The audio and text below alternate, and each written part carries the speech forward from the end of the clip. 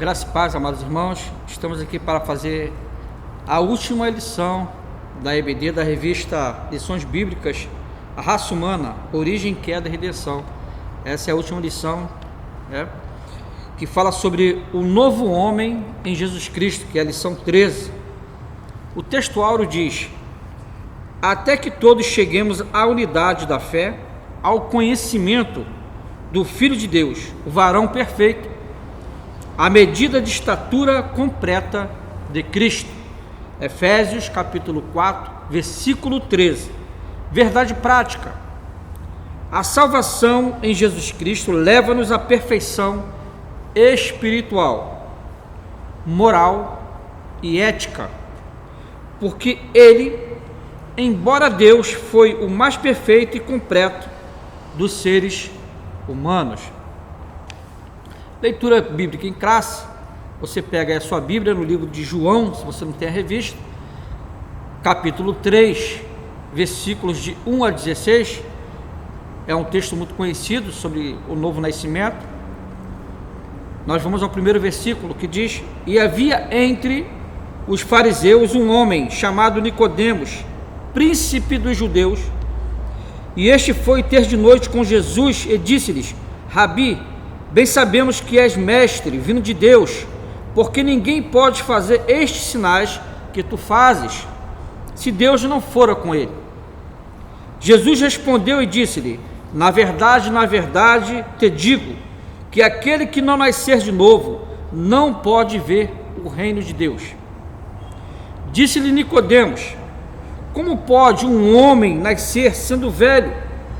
Porventura pode tornar-se a entrar no ventre de sua mãe e nascer? Jesus respondeu: na verdade te digo, que aquele que não nascer da água e do Espírito não pode entrar no reino de Deus. O que é nascido da carne é carne, e o que é nascido do Espírito é Espírito. Não te maravilhes de ter dito: necessário vos é nascer de novo. O vento assopra onde quer e ouve a sua voz, mas não sabes de onde vem, nem para onde vai. Assim é todo aquele que é nascido do Espírito. Nicodemos respondeu e disse-lhe: como pode ser isso? Jesus respondeu e disse-lhe: tu és mestre de Israel e não sabes isso? Na verdade te digo que nós dizemos o que sabemos e testificamos o que vimos, e não aceitais o nosso testemunho. Se vos falei de coisas terrestres e não creste, como crerei se vos falar das celestiais? Ora, ninguém subiu ao céu, senão o que desceu do céu, o Filho do homem que está no céu. E como Moisés levantou a serpente no deserto, assim importa que o Filho do homem seja levantado, para que todo aquele que nele crer não pereça, mas tenha a vida eterna. Porque Deus amou o mundo de tal maneira que deu o seu Filho unigênito, para que todo aquele que nele crer não pereça, mas tenha a vida eterna. E é muito interessante quando Jesus fala sobre o novo nascimento, quando Nicodemos acha interessante todas aquelas coisas que o Senhor fez, os milagres, aqueles sinais. Então chama muita atenção do povo, como hoje, quando as pessoas proclamam esse tipo de trabalho, de milagres, isso chama mais atenção. Mas Jesus leva a um outro patamar, dizendo que aquilo não era tão importante para aquilo que ele veio fazer. Ele quer transformar aquilo que está dentro de você. Então ele fala assim: é necessário nascer de novo. Poxa, ele pergunta: como nascer de novo? Ele fala assim: você já é mestre, rapaz, não entende que é necessário você ter um novo nascimento, você mudar, ou seja, você conhece a Escritura, mas não praticam aquilo que vocês falam. Então é necessário que vocês comecem a praticar, ou seja, vivenciar no meio de uma sociedade corrupta e se tornar uma pessoa boa, uma pessoa correta diante da sociedade. E para fazer isso, somente o conhecimento da Escritura você não consegue. É necessário que você tenha o quê? O Espírito de Deus na sua vida. Então o Senhor leva o homem a compreender que para ter o Espírito de Deus na sua vida, é necessário acreditar naquele que foi enviado, que era Jesus. Então aqui na Bíblia Explicada fala uma coisa interessante, quando ele fala sobre a conversa de Nicodemos.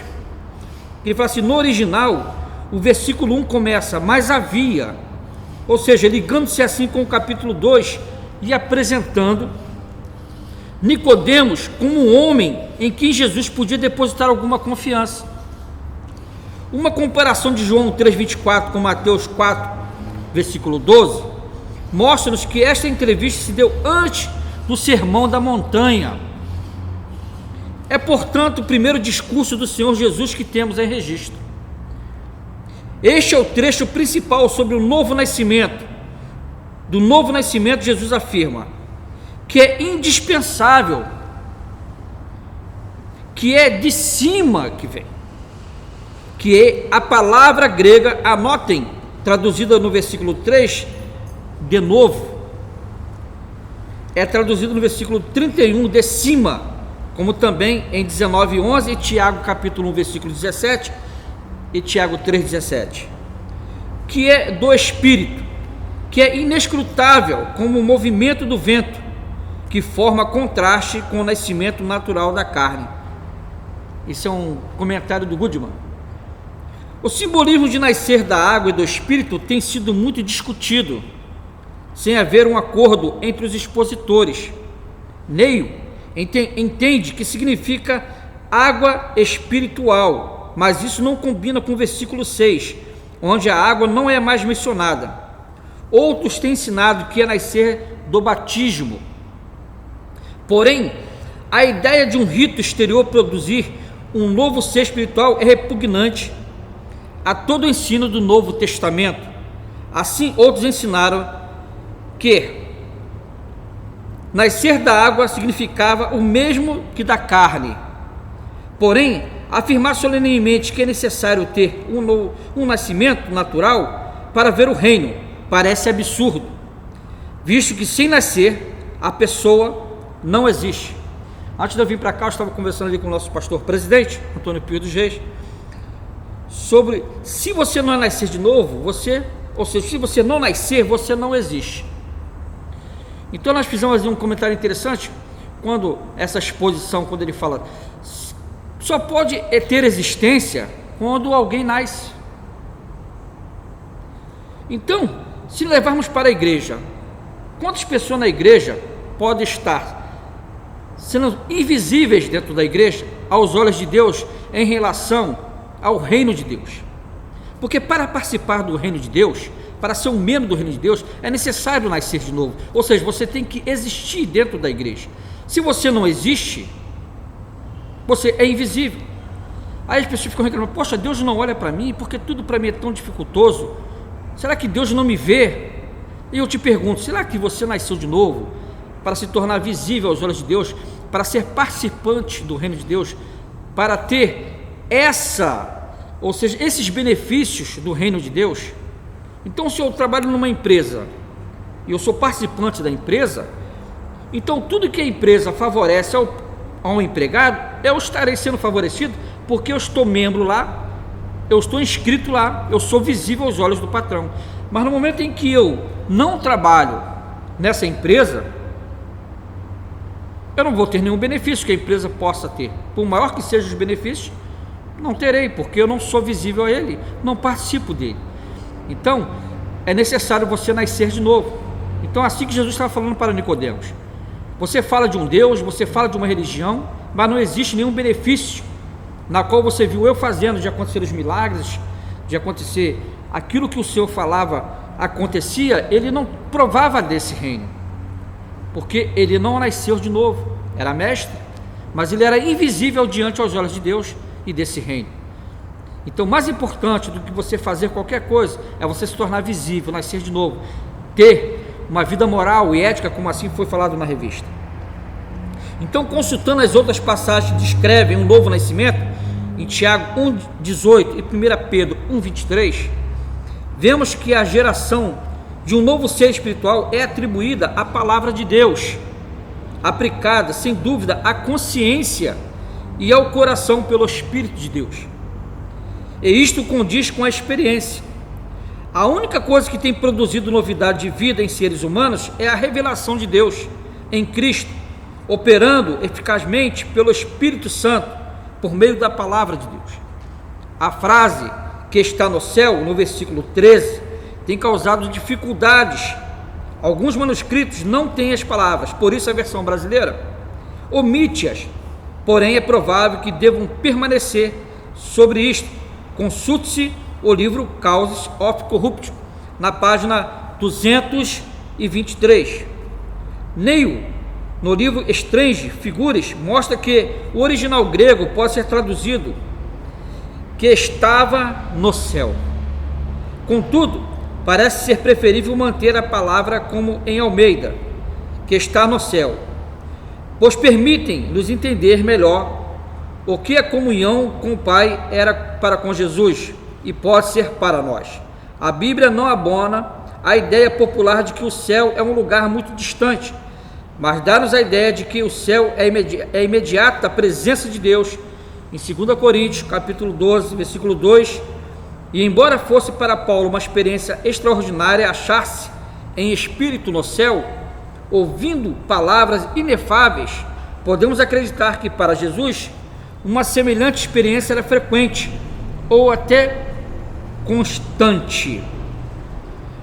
Outra versão traduz o versículo assim: ninguém tem ascendido ao céu senão ele que desceu do céu, o Filho do Homem cuja morada é o céu. O pregador pode basear-se nesse trecho para seu discurso sobre o novo nascimento e dividir seu estudo assim: primeiro, a necessidade de um novo nascimento; segundo, o processo do novo nascimento; terceiro, resultados do novo nascimento. Ou pode fazer aqui um estudo sobre Nicodemos usando as divisões. Quando Nicodemos indaga, Nicodemos tem dúvida, Nicodemos aprende, e na revista Lições, de 17 de maio de 1942, encontrará o leitor o desenvolvimento desse estudo. É um caso de pesquisa. Voltamos à revista. Na sua revista, na parte de introdução, nós vamos ler agora, que fala: é possível alcançar a perfeição espiritual nessa vida?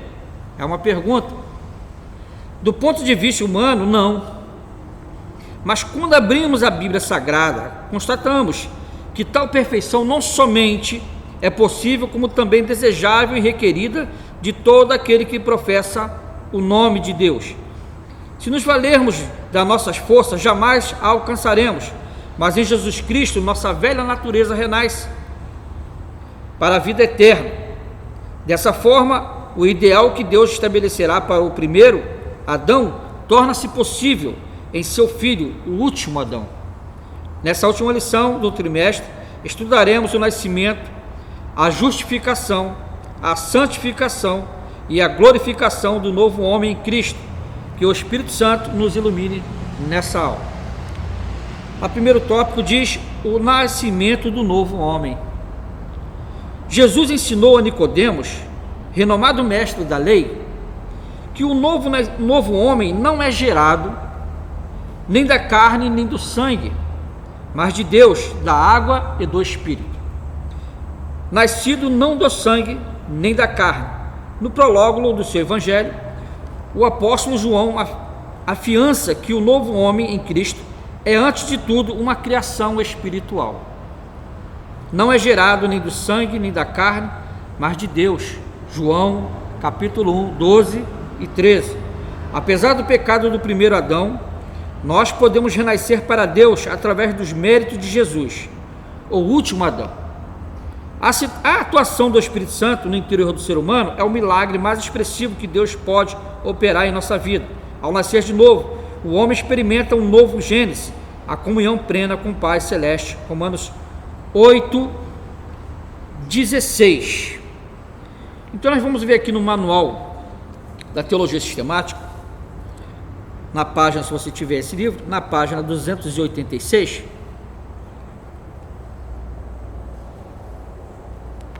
que é interessante quando ele fala que para o novo nascimento é necessário que haja uma salvação. E ele fala aqui que existe uma união com Cristo como lugar da salvação. E ele fala que em Cristo é o lugar onde se opera a salvação. Não existe outro lugar, não existe outro caminho se não for por Cristo. Os homens estão ou em Cristo ou estão fora de Cristo, e por isto salvos ou perdidos. Paulo declara: se alguém está em Cristo, nova criatura é. Ou seja, se eu professo Jesus, eu tenho que ser uma nova criatura, eu tenho que nascer de novo, eu preciso existir nessa nova criatura, que fala em 2 Coríntios capítulo 5, 17. Então recebemos todas as bênçãos espirituais como resultado de estarmos em Cristo. Efésios 1, 3 a 14. Em Romanos 6, o apóstolo explica que o segredo da salvação efetiva na vida, capaz de produzir santificação e libertação, é a nossa união com Cristo, da qual o batismo é um sinal exterior. Em João 15, 1, também está claro que a única maneira de se viver a vida cristã é na união com Cristo. Este é o ensino uniforme do Novo Testamento. No arrependimento, fé e conversão, o pecador é levado até Cristo e é unido a Ele pelo Espírito Santo. Então, há uma perspectiva mais antropológica de se abordar a natureza da nossa união com Cristo, e outra mais teológica.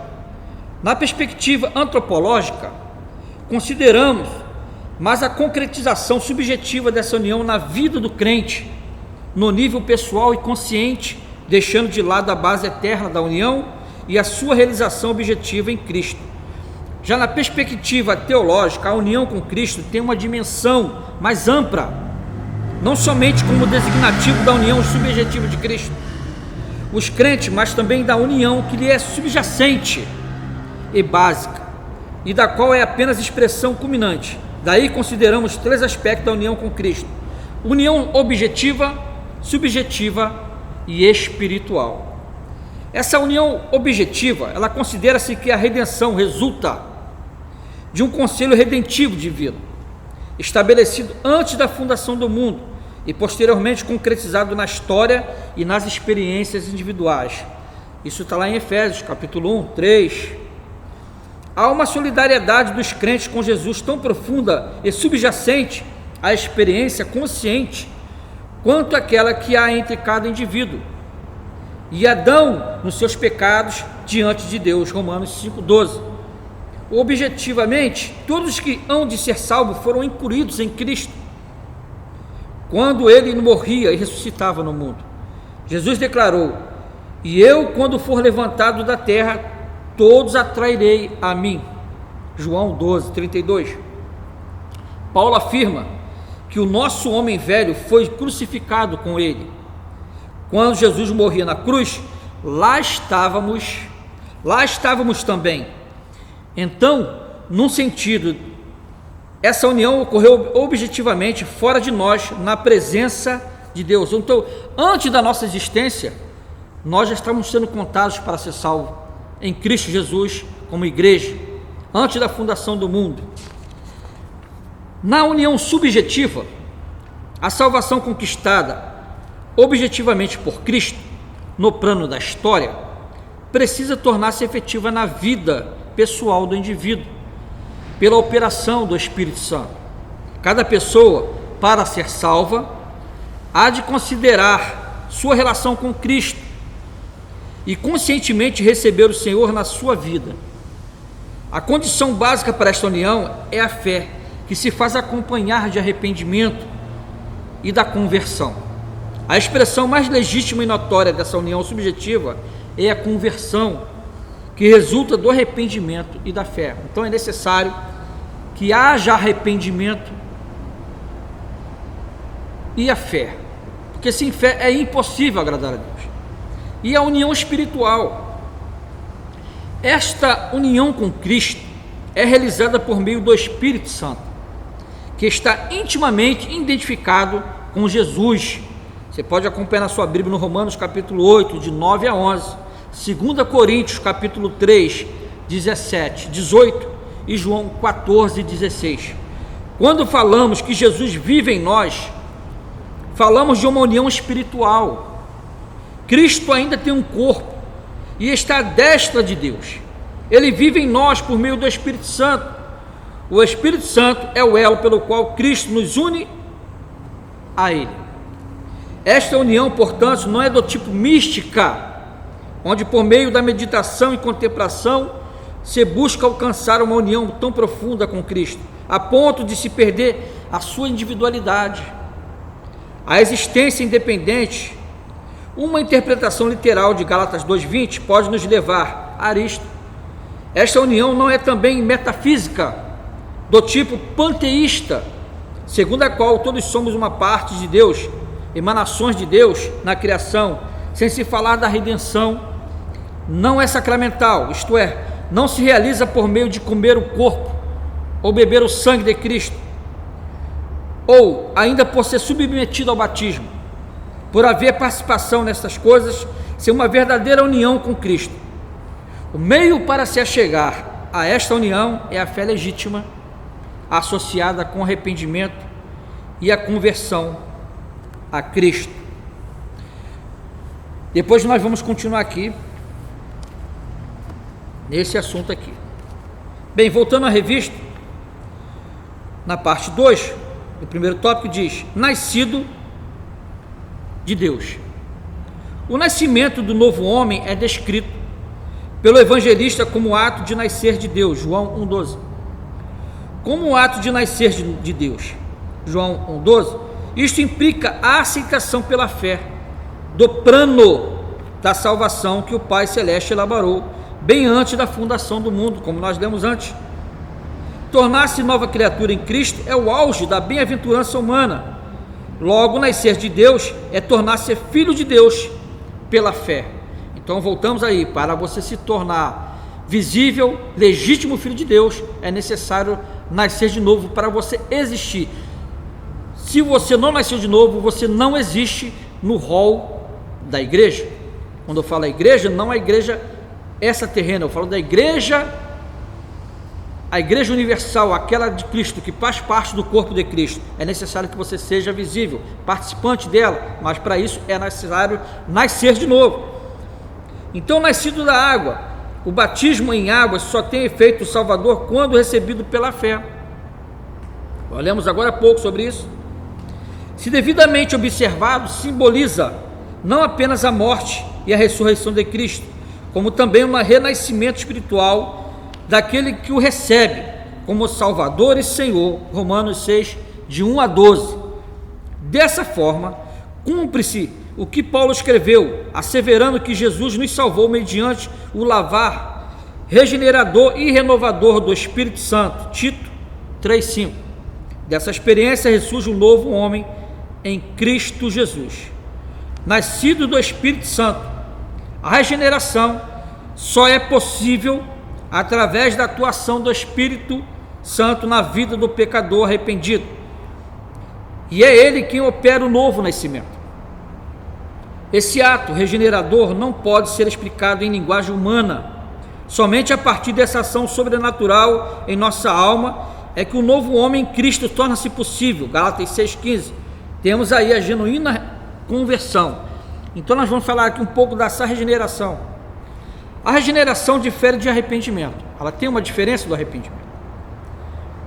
Fé e conversão no sentido de que ela é uma ação direta de Deus na vida do crente. O homem deve arrepender-se, crer e converter-se. Assim Deus ordena. Mas não há mandamento para que o homem se regenere, pois esta é uma obra de Deus. Ela é o princípio essencial da salvação. Ou seja, a regeneração, ela é operada por Deus. Ou seja, assim, eu vou me regenerar, eu vou conseguir me libertar, eu tenho força, eu tenho fé, eu tenho uma força de vontade que eu vou conseguir me libertar, eu mesmo vou conseguir fazer as coisas sem precisar de Deus. Não, é necessário que haja uma ação direta do Espírito Santo de Deus na vida do homem, porque ela ocorre de dentro para fora. Essa é a diferença do regenerado, verdadeiro e legítimo filho de Deus. Você se arrepende, pela fé você crê no Evangelho, e a regeneração começa a trabalhar de dentro para fora. E há essa mudança, porque aquele que não nasce realmente da obra de Deus de dentro para fora, é um engano, é uma fraude. Então é necessário essa ação direta de Deus. Aí você vai vendo que existe um selo que é colocado na vida daquele verdadeiro crente. Na terminologia bíblica, a Bíblia utiliza vários termos para referir-se ao que chamamos de regeneração. Entre outros, ele fala de novo nascimento, que está no texto, ou nascido de Deus, no 13 de João, ou 1 João 5, de 1 a 4, vivificação, que está em Efésios capítulo 2, de 1 a 5, renovação pelo Espírito, que está em Tito 3, 5, nova criação, Efésios 2, 10, 2 Coríntios 5, 17, ressurreição, Colossenses 2, 13 e capítulo 3, versículo 1. O termo mais apropriado e utilizado na teologia é regeneração, que está lá em Tito 3, 5 e 1 Pedro 1, 3. A ideia bíblica é de que há um homem natural e outro regenerado, ou feito de novo em Cristo. Então ele fala que há uma necessidade dessa regeneração na vida do crente. Regeneração é uma exigência absoluta para a entrada no reino de Deus, é o seu passaporte para entrar no reino de Deus, porque ali você se torna realmente filho de Deus, você nasceu de novo, é uma nova criatura, que fala no João capítulo 3, 3. A razão disto é que o homem está morto em delitos e pecados, Efésios 2, 1, e precisa de ser vivificado de fora para poder viver eternamente. Nessa vivificação, o pecador é santificado, e sem esta nova vida moral e espiritual, ele não poderia ter comunhão com Deus. Hebreus 10, 10, 12 e 14. Além disto, o padrão ético-religioso de Jesus para os seus seguidores está muito acima daquilo que o homem natural pode atingir. Ele requer uma justiça acima da dos escribas e fariseus. O caráter dos cidadãos do reino de Deus é muitíssimo elevado. O alvo da perfeição é o próprio Pai Celestial, Mateus 5,48. O amor para com Deus deve ser incondicional. Por tudo isto requer-se uma nova vida, vinda de Deus para dentro do coração humano, conforme Ele mesmo prometeu fazer muito tempo antes. Quando Ele fala que é necessário, Ele requer uma justiça acima dos escribas e fariseus no Mateus 5,20. Por quê? Eles conheciam, como Nicodemos conhecia as Escrituras. Falavam muito bem. Então Jesus falou assim: olha, praticai tudo aquilo que eles vos ensinam, mas não faça o que eles fazem. Ou seja, quando eu escuto o ensinamento e pratico, a minha justiça está acima deles, porque eu pratico o que eles falam, que eles ensinam, mas as atitudes deles eram reprovadas. Então a sua justiça se eleva dessa forma. Quando Jesus fala que para entrar no reino dos céus é necessário que a nossa justiça seja maior do que a deles, é disso que ele está falando. Não é só ouvir, você tem que praticar aquilo que é ensinado nas Escrituras, porque isso faz parte do novo nascimento, um novo caráter. Então o significado da regeneração. Regeneração é o ato de Deus pela qual Ele muda a disposição moral da alma do indivíduo na união com Cristo, tornando-o moral e espiritualmente semelhante a Cristo. Deste conceito podemos destacar os seguintes aspectos. Regeneração como um ato de Deus. É Deus que opera a regeneração pelo seu Espírito. Está lá em João 3, 13. O Espírito Santo convence o homem do pecado, da justiça e do juízo. João 16, 8. Ele purifica e renova o coração e a alma. A palavra de Deus é o meio ou o instrumento que o Espírito usa na regeneração. O pregador, ele pode semear a palavra e cuidar da semente, mas Paulo fala que só Deus, lá em 1 Coríntios 3,6, dá o crescimento.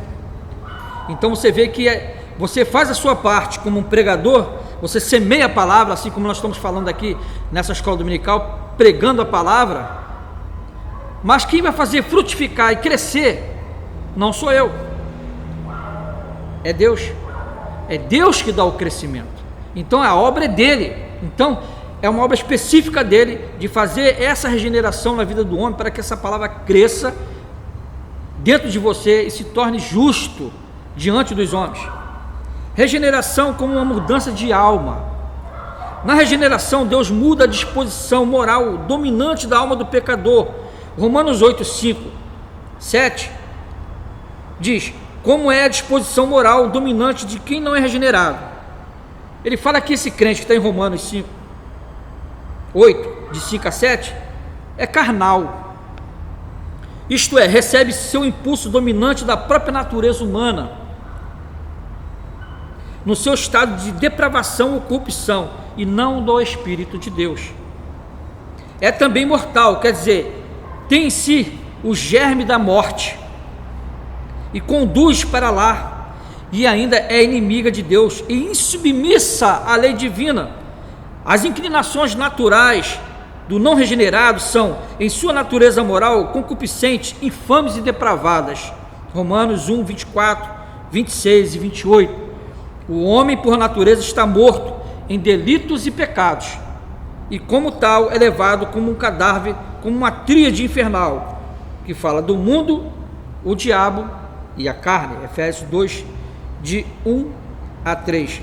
Quando ele fala essa pessoa é inimiga de Deus, é insubmissa à lei divina, nós lembramos aqui da outra lição, quando Paulo fala a Timóteo em capítulo 3, de 2 ou 1 Timóteo, não lembro agora, quando ele fala esse estado da corrupção do ser humano, o retrato social do ser humano, tem uma parte que ele fala que essas pessoas são irreconciliáveis com Deus. Quem são esses irreconciliáveis com Deus? São pessoas que realmente não nasceram de novo. Aí você tem uma perspectiva de raciocinar alguma coisa. Olha, quem são essas pessoas que são irreconciliáveis com Deus? Bem, esse assunto fica para a próxima lição, porque são assuntos que é falado mais aqui na Escola Dominical presente, são assuntos mais profundos, que levantam questões às vezes meio polêmicas, mas se você estiver numa aula presente, espero que seja breve, nós vamos explicar um pouco mais sobre isso. Então, na regeneração, essa situação do homem natural é revertida, opera-se nele uma mudança no coração, onde sua disposição moral dominante passa a ser espiritual, bificada, favorável a Deus. O Espírito Divino é colocado no coração, a vida eterna é dada gratuitamente e a alma se volta para Deus em amor e submissão. Nasce nele uma nova vida, a paixão dominante da alma converte-se em amor para com a justiça e ódio para com o pecado. Produz-se no crente a imagem moral e espiritual do Cristo. Romanos 8, 29, 1 João 3, 2. O velho homem morre crucificado com Cristo. Romanos 6, 6, e ressurge um novo homem que se renova para a eternidade. Então é interessante, né? Quando fala de uma nova vida, a regeneração, você tem que mudar de vida. Eu lembro de uma mensagem que eu trouxe há muito tempo, quando fala que é necessário que você mude sua roupa, as suas vestimentas, né? Quando Paulo fala, troque suas roupas, porque eu coloquei até uma expressão interessante, quando a gente vai ficando velho, o velho tem a mania de juntar várias coisas, né? Você que já está ficando com uma certa idade, você vai percebendo que começa a juntar vidrinho de perfume, começa a juntar pote de maionese, começa a juntar pote de sorvete. Então, essas coisas você vai juntando dentro de casa, aquelas coisas velhas, né? Vai tendo uns hábitos dos velhos, quando a gente olha assim, você vai na casa de pessoas com muita idade, tem tanta tralha guardada. É tanta tralha, o velho homem guarda, ele fica guardando aí aquelas coisas. Não, porque um dia vai servir para esse pote de sorvete, um dia vai sair para colocar alguma coisinha dentro. Aí esse perfume era tão bonito, a embalagem, o perfume acabou, mas a embalagem é tão bonita, aí bota lá e vai guardando. Daqui a pouquinho tem um monte de tralha guardado. Então a Bíblia fala que nós temos que despojar desse velho homem. Essas coisas antigas, essas coisas velhas. Tem pessoas, irmãos, vou falar a verdade aqui, uma vez que eu falei lá em São Sebastião do Paraíba, uma congregação do nosso campo, que há pessoas que são casadas, que ainda tem uns lencinhos, se liberta disso, que tem lencinhos do seu primeiro namorado, com o cheiro do perfume ainda guardado no seu armário, e às vezes seu esposo nem sabe, ou a sua esposa nem sabe, mas você tem às vezes guardado, trazendo lembrança à memória daquilo que foi do passado, que não pode ser mais estar presente na sua vida. É necessário se desfazer dessas coisas. Bem, nós vamos voltar agora à revista, que nós espero que vocês tenham entendido um pouco sobre essa regeneração, que ela é muito importante, porque sem ela você não se torna filho de Deus. Vamos lá, na parte justificação, ao segundo tópico, do novo homem.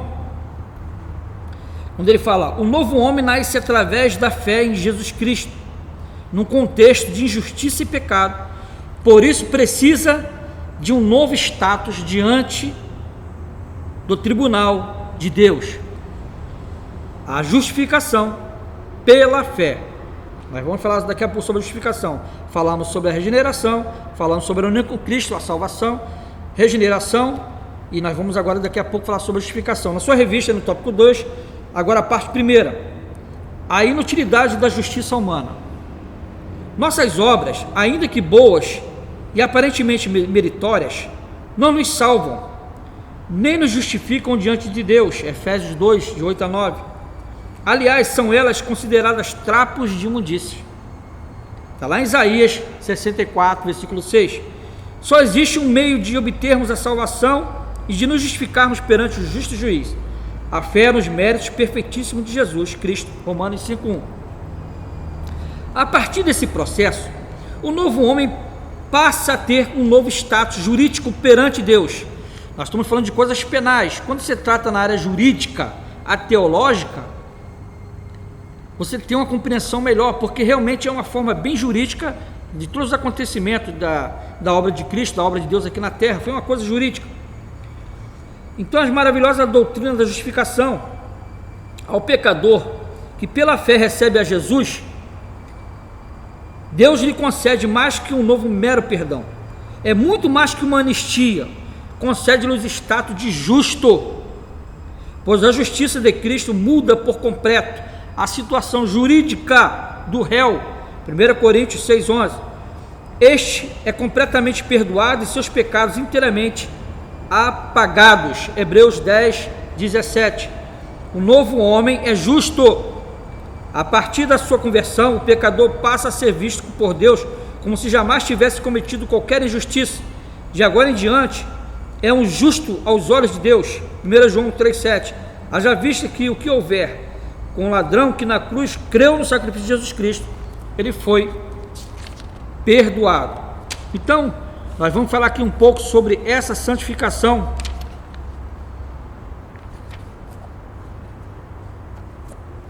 Falamos sobre a regeneração, nós vamos falar agora sobre a santificação.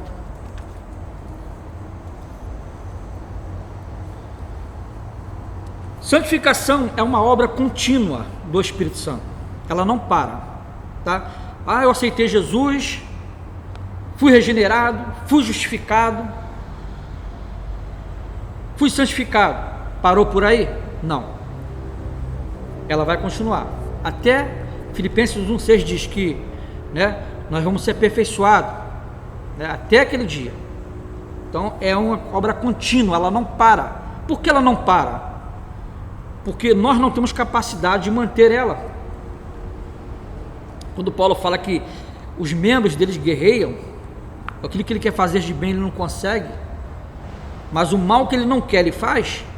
São essa tremenda guerra que é a santificação, ou seja, ela vai separando você, ela vai lhe tirando, de situações adversas que podem fazer você pecar. Então ela é uma obra contínua, pela qual ele vai conformando o crente à imagem de Cristo. A palavra santificação traduz duas ideias básicas, ou fundamentais: separação para Deus e purificação. Santificação implica em estar separado para Deus. Quando Deus, o Santo, separa para si de modo especial alguma coisa ou uma pessoa, diz que aquilo que foi separado é santo. O que faz a pessoa a coisa santa é a sua relação especial para com Deus. Bem, nós estamos dentro de um templo feito por mãos de homens e existem coisas feitas por mãos de homens. Mas no momento em que existe aqui uma bateria, existe aqui uma guitarra, existe algumas coisas que são pertencentes a uma igreja, estão separadas para a obra de Deus, elas são consideradas como santificados.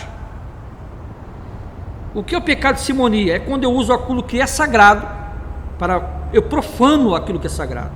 Se no momento eu pego uma bateria, uma guitarra e vou usá-la em cultos que não são cultos dado a Deus, eu estou fazendo uma simonia, eu estou profanando aquilo que Deus separou, que nós separamos para a obra dele.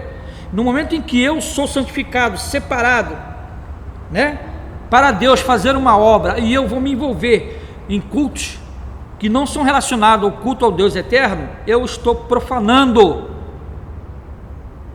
Então, irmãos, entenda bem a sua responsabilidade como crente em estar em locais certos, porque tem momentos que a gente pode se envolver em situações que fala que a imagem, ela fala muitas vezes mais do que algumas palavras.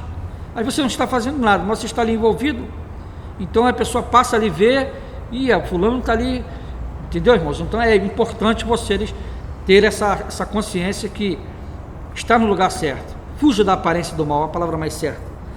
Então essa separação para Deus implica em purificação. Levítico 11, 44 e 1 Tessalonicenses 4, 3 e 5, 23.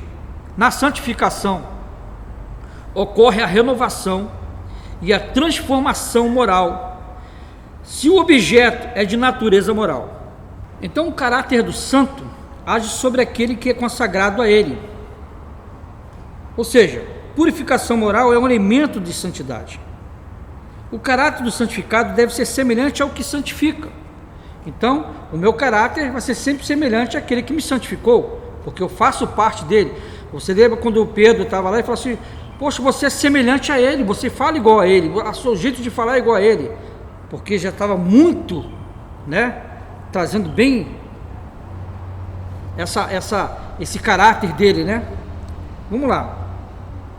Por isso que santificação, como um processo contínuo, implica em mortificação constante do homem velho. Romanos 6,6, Gálatas 5,24. E renovação do homem novo. Efésios 4,24, Colossenses 3,10. A ideia de santificação aplicada ao cristão deve ser vista sob 3 perspectivas, que podemos chamar de santificação posicional ou objetiva, santificação progressiva e santificação futura. No ato da regeneração, todos os crentes são santificados e, portanto, são santos, porque já estão separados para Deus e purificados. É a santificação posicional ou objetiva, que está no capítulo 9 de Atos, versículo 13, Romanos 1,7 e 1 Coríntios 1, versículo 2, 2 Coríntios 1, versículo 1, Efésios 1, versículo 1 e Colossenses 1, versículo 2. Mas o Espírito Santo continua trabalhando na vida do cristão regenerado, a fim de que ele desenvolva o seu caráter e a sua personalidade à luz do padrão perfeito, que é Cristo. É a santificação progressiva. Nesse sentido, somos exortados a que nos santifiquemos ainda mais. Efésios 4, 17, Hebreus 12, 14. Significa que o Espírito Santo continua no processo da nossa separação para Deus e purificação até o dia final, quando então seremos aperfeiçoados diante de Deus e seremos perfeitos como Cristo o é.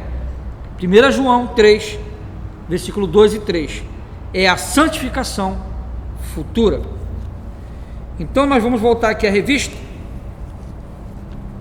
Então nós falamos um pouco dessa santificação. Aqui no tópico 3, que fala: ao contrário da regeneração, que é um ato instantâneo, a santificação é um processo que demanda toda a nossa vida até alcançarmos a estatura de varões perfeitos, como nós lemos anteriormente. A santificação como posicionamento. No exato instante de sua conversão, o pecador arrependido passa a ser visto não apenas como justo, mas também como santo por Deus e pela igreja. Já separado do mundo, torna-se propriedade exclusiva do Senhor. Posicionalmente é santo, embora esteja ainda em processo de santificação. A santificação como processo. O novo homem em Cristo, na sua revista, o novo homem em Cristo, ainda que seja visto como santo, é e realmente o é, terá de submeter-se a um longo e disciplinado processo de santificação até que venha a alcançar a estatura do Filho de Deus. Provérbios 4:18 e Efésios 4:13. Na santificação do novo homem, a palavra de Deus é imprescindível, pois nos conduz ao ideal cristão, perfeição e santidade, para que em tudo sejamos a imagem e semelhança de Deus. Gênesis 17:1, Mateus 5:48 e 1 Pedro 1:16 na sua revista. A santificação é a vontade de Deus no novo homem. O novo homem é impossível sem um processo de santificação. Hebreus 12:14. Quanto mais nos santificamos, mais parecidos nos tornamos com o Senhor Jesus. Somos seus imitadores, né? Logo devemos ver a santificação como a vontade suprema de Deus para a nossa vida. Mas se pecarmos, o sangue de Jesus Cristo nos purifica de toda injustiça e impureza. Que a Igreja de Cristo volte a pregar com mais instância e urgência a doutrina da santificação. Nenhum impuro ou profano entrará no reino celeste. Se você não nascer de novo, se você não tiver a marca de Cristo, se você não ter regeneração, todos os processos que implica na soteriologia da salvação do homem, você de maneira alguma vai entrar no Jerusalém Celeste. Muito bem, antes de chegarmos à conclusão, eu só quero falar aqui sobre a glorificação, que faz parte da revista.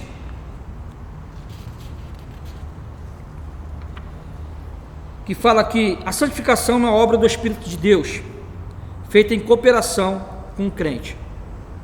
O indivíduo, como ser pessoal, é elemento decisivo na santificação.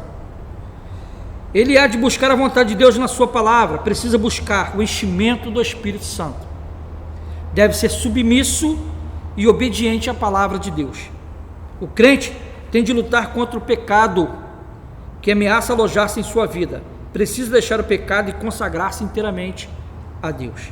Se o cristão for inconstante na busca da sua santificação, ele mesmo cria embaraço na sua vida cristã. A oração é um elemento também decisivo na santificação da vida cristã e pela oração que o crente cultiva a sua relação com aquele que é santo e que o santifica. Oração é o elemento da comunhão pessoal do santificado com o santificador. É na oração que se aguça a percepção espiritual, tanto para reconhecer os pecados na vida, como para vislumbrar a glória da santidade de Deus. Então, na glorificação, para terminarmos, antes de ler a conclusão da revista, fala: a salvação na vida do indivíduo opera-se em etapas. Isso é glorificação. Diferente, ela tem um começo, ela tem um desenvolvimento e uma consumação. No começo da salvação, destacamos o arrependimento, a fé, a conversão e a união com Cristo, a regeneração e a justificação. Os três últimos são atos exclusivos de Deus na vida de quem se arrepende, crê e se converte a Cristo. No desenvolvimento da salvação, temos a santificação. Na consumação está a glorificação. E na glorificação que o crente pode experimentar a plenitude da salvação. Portanto, a salvação tem um tempo passado, outro presente e outro futuro. O conteúdo maior da experiência da salvação está no futuro. Nós vamos ler a conclusão da revista. Quem recebeu Jesus como seu Salvador e Senhor tomou a melhor decisão, pois os seus pecados foram apagados por Cristo. A nova vida em Jesus é um presente de Deus, e quando do arrebatamento da igreja você será semelhante ao Senhor Jesus, porque esta é a promessa que Ele nos fez por intermédio do apóstolo João. Amados, agora somos filhos de Deus, e ainda não é manifesto o que havemos de ser, mas sabemos que quando Ele se manifestar, seremos semelhantes a Ele, porque assim como é, o veremos. Sim, nós, os redimidos do Cordeiro, seremos glorificados, e nessa bem-aventurança estaremos para sempre com o Senhor. Que o Cordeiro de Deus seja eternamente louvado. Nós agradecemos a Deus por essa revista, foi muito boa, desse trimestre. Na próxima lição será a revista nova, com a primeira lição, e que o Senhor possa nos abençoar. Acompanhe as redes sociais do Campo de Vila Kennedy, continue orando, divulgue, compartilhe, para que possa alcançar a todas as congregações do campo e também as outras pessoas que possam estar vendo esse vídeo. Fiquem com Deus, graça e paz.